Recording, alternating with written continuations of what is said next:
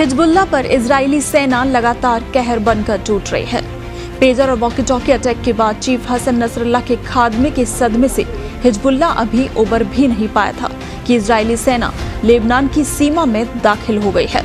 और इसी बीच हिजबुल्लाह के डिप्टी लीडर का एक वीडियो चर्चा में बना हुआ है, जिसमें वो पसीने पोंछते नजर आ रहे हैं। हसन नसरल्लाह की मौत के बाद सोमवार को हिजबुल्लाह के डिप्टी लीडर शेख नईम कासिम ने अपना पहला सार्वजनिक बयान दिया। इस प्री रिकॉर्डेड बयान में कासिम ने कहा कि वो इजरायली सेना के किसी भी हमले का सामना करने के लिए तैयार हैं। और आपको बता दें कि उनका ये वीडियो लेबनान में आज इजराइल की सेना के दाखिल होने से पहले का है। उन्होंने कहा कि अगर इजराइल हमारे सरजमी पर दाखिल होता है तो हम पूरी मुस्तैदी के साथ उसका मुकाबला करेंगे। इस प्री रिकॉर्डेड बयान में कासिम ने कहा कि लेबनान में हमारे कमांडर्स और नागरिकों की मौत के बावजूद हम झुकेंगे नहीं। हम लेबनान की रक्षा के लिए गाजा का सहयोग करना जारी रखेंगे। लेकिन इस दौरान खास बात यह रही कि कासिम लगातार अपना पसीना पोंछ रहा था। उन्होंने कहा कि हिजबुल्लाह नसरल्लाह के कदमों पर आगे बढ़ता रहेगा। हिजबुल्लाह के लोग उसी रास्ते पर आगे बढ़ते रहेंगे जो नसरल्लाह का रास्ता था। कासिम ने कहा कि ये जंग लंबी चल सकती है।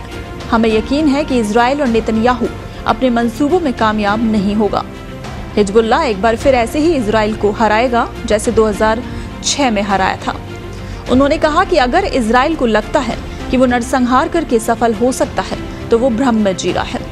आईडीएफ लोगों पर बम बरसाकर और निर्दोषों का खून बहाकर अपने मकसद में कामयाब नहीं होगा।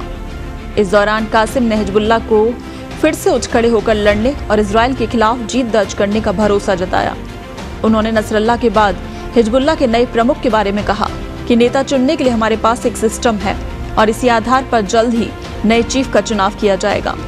कासिम ने इजरायली हमले की आलोचना करते हुए कहा कि लेबनान के गांव और रिहायशी इलाकों को आईडीएफ ने निशाना बनाया है।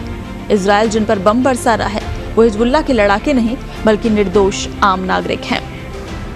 और ये बयान जो सामने आया है हिजबुल्लाह के इस नेता का, वो आपको बता दें कि आज इजराइल ने जिस तरह से स्ट्राइक करी है, लेबनान में घुसकर हमले कर रहा है और उसकी सुरंगों में भी सर्च ऑपरेशन चल रहा है, उससे पहले का ये वीडियो है। और ये वीडियो इसीलिए चर्चा में है क्योंकि इसमें जो हिजबुल्लाह का नेता है वो लगातार अपने पसीने पोंछते हुए नजर आ रहा है।